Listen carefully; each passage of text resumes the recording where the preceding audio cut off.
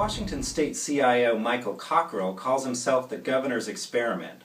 The former CEO of a Seattle internet startup says he was tapped by Governor Inslee to change the state's IT culture. My predecessor used to joke that moving from Seattle to Olympia was like moving back in time 10 years. Drove south on that car.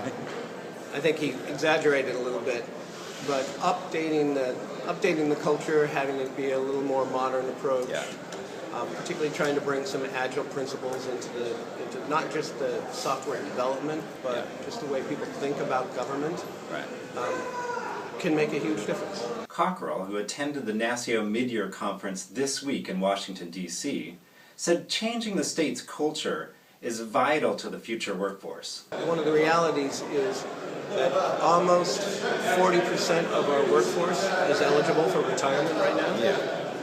So creating that context where we can nurture the people who are still there and attract new people is a big cultural shift. But he says young, talented IT professionals can be attracted to government service if the opportunities are properly presented. Government has a lot of the most interesting things that young developers want or young IT professionals want.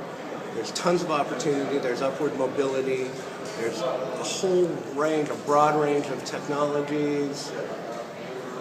The issues are how do they live within a relatively narrow cultural box, and how does state government change itself to allow them to work the way that they always have and the way they want to and the way we know people will work in the future.